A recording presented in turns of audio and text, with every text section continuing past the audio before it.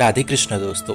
जो मनुष्य विषयों में, नाना प्रकार के भोगों में, संसार में, प्रकृति में अपना विश्राम खोजेगा तो उसे विश्राम नहीं मिलने वाला।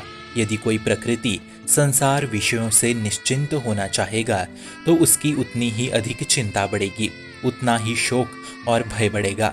आप परमात्मा के अंश है। आप यदि निर्भय हो सकते हो तो केवल परमात्मा से। प्रकृति संसार से जुड़ के निर्भय नहीं होया जा सकता, विषयों से जुड़कर निश्चिंत नहीं होया जा सकता, भोगों से जुड़कर निशोक नहीं होया जा सकता। पर हमारी मांग तो यही है कि कोई चिंता ना रहे, कोई शोक ना रहे, हम सदैव सुखी रहे, परम शांत रहे। तो इसके लिए हमें परमात्मा से जुड़ना होगा, क्योंकि सदैव शांति परमात्मा का स्वभाव है। निर्भय रहना प्रभु का प्रभाव है। सदैव सुखी रहना परमात्मा के सुख सिंधु में जाना है। यही हमारी मांग है और परमात्मा से जुड़ के ही ये मांगे पूर्ण हो सकती है। पर हम समझ नहीं पाते, इसलिए संसार से जुड़कर हम शांत और निर्भयता की खोज करते हैं, जो कि कभी नहीं हो सकता। तभी हम जन्म मृत्यु के चक्र में फंसे हुए हैं।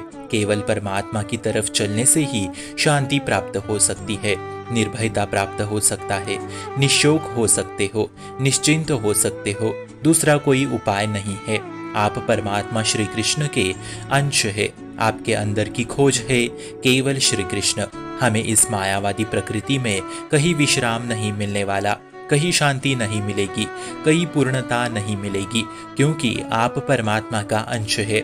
आपकी भूख परमात्मा की प्राप्ति से ही मिटने वाली है। इसलिए आपका विश्राम स्थल परमात्मा ही है। उसका नाम, रूप, लीला, धाम ही हमारा विश्राम स्थल है। इसलिए प्रभु का नाम जप और श्री वृंदावन धाम विश्राम है। कोई भी दूसरे देवता, पक्षी, प्राणी, माता पिता, भाई बहन, दादा परदादा, आत्मजन, कोई भी आपकी शांति का कारण नहीं बन सकते। जब तक आप अपने प्रीतम श्री कृष्ण के भावना से युक्त नहीं होंगे तब तक किसी से भी जुड़े। पर यदि मन में भगवत भाव नहीं, अच्युत भाव नहीं, तो कमजोर हो जाओगे। और परमात्मा से जुड़ने के लिए जब तक हम आराधना नहीं करते तब तक मिलन पुष्ट नहीं होता। और आराधना के लिए संसार के राग को त्यागना ही पड़ता है, वरना आराधना सफल नहीं होती। सबको अपने परिवार का राग होता है, पर उसे कोई भागवतिक अनुभव नहीं होता। इसलिए परमार्थ के मार्ग पे होके भी अशांति प्राप्त उसे होती है। इसलिए रागों का त्याग अनिवार्य है। पर यदि वैराग्य पूर्वक भागवत भावना से आराधना करो तो प्रतिकूल परिस्थिति में भी मन निर्भय और शांत रहने लगेगा तथा वो भगवत प्राप्ति के लिए तक योग्य होता है। फिर किसी भी परिस्थिति में उसे भगवान का साक्षात्कार होने लगता है। ऐसा तुलसीदास जी कहते हैं। फिर उस पे कोई भी ऋण नहीं रहता, ना देव ऋण, ना ऋषि ऋण, ना प्राणी ऋण, ना माता पिता ऋण, ना दादा परदादा का ऋण, कोई ऋण उसके ऊपर नहीं रहता। श्री परमहंस महाराज कह रहे हैं, जो मनुष्य सर्वस्व के समर्पण के साथ शरणागति लेता है, जिसने संपूर्ण रूप से शरणागत रूप अपना समर्पण कर दिया प्रभु श्री कृष्ण के चरणारविंद पे, उसके ऊपर किसी का अधिकार नहीं रहता, ना वेद का, ना ऋषि का, ना देवताओं का, ना पितरों का, किसी का अधिकार उसके ऊपर नहीं रहता। अब सीधे वो प्रभु का हो चुका है, प्रभुजन हो चुका है। अब प्रभु की कृपा ही उस पे रहती है।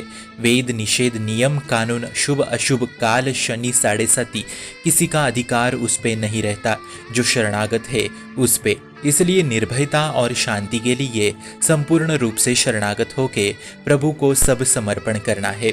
केवल श्री कृष्ण के चरणारविंद में रहना है। शुभम भवतु कल्याणमोस्तु।